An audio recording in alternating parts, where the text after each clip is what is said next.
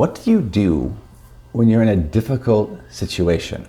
A social situation, a work situation, an academic situation, an unusual situation with the family. Have you ever noticed that every time you do something to avoid those types of situations, because it might cause discomfort, that you're actually narrowing your options? Now, this is not to say that it's not necessary or useful. By avoiding situations like these, you may gain the benefit of perhaps feeling a little bit more comfortable or putting something off for a little bit at that time, so a little bit of relief, but you also aren't getting any of the benefits that could have resulted in stepping into that situation. It's kind of a trade-off, right? I mean, if you don't know what the benefits would have been, if you would have gone, like meeting somebody that would have been, life-changing, then no harm, no foul, right? But by avoiding these situations often, this becomes more habitual, and doing so because they might become uncomfortable has its drawbacks in that you might be narrowing your life. So in this video, I'm going to share with you a little story about how dealing with this situation and living a fulfilling life is very similar to building a house.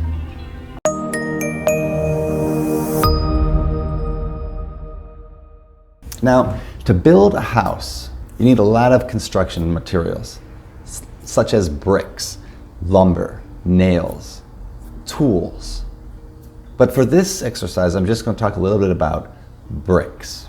Now, you have plenty of these things lying around the yard. These are your experiences. And along the way in your life, you've noticed that some of these bricks, these experiences, look nicer than others or in better condition than the other bricks.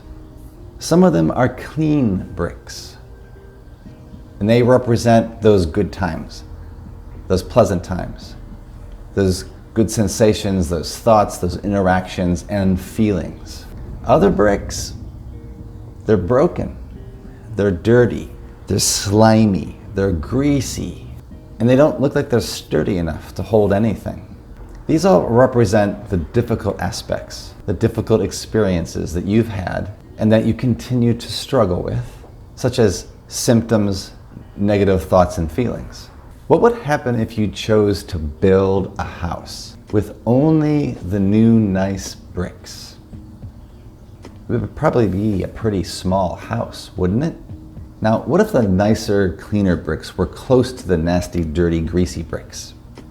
Or what if the nicer bricks were underneath a pile of those said nasty, dirty bricks? If you weren't willing to get dirty, you wouldn't even know that those bricks were there. And isn't it the case that you've spent some portion of your life trying to avoid those nasty, dirty bricks, that you won't even go near the ones that you can grab, and you have no idea that those other bricks are even underneath that pile? You don't have access to them. You don't even know they exist. Wouldn't that narrow your living space even more? They're completely good bricks.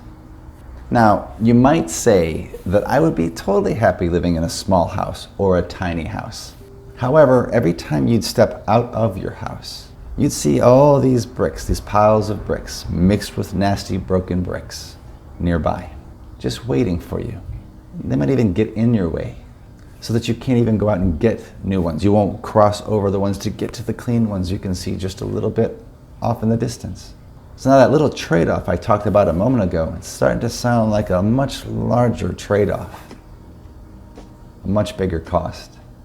Plus, if you're in a tiny house, you can't really entertain, and would you even want to have people over? Because when they come over, they might see all these nasty, broken bricks in your yard.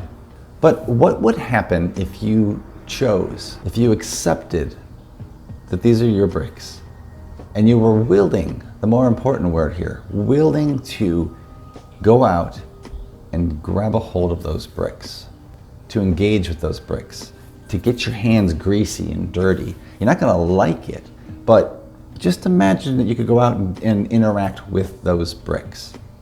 You would have all of these bricks available to work on that house. You could build an entire addition. You could expand outwards. Add a second floor.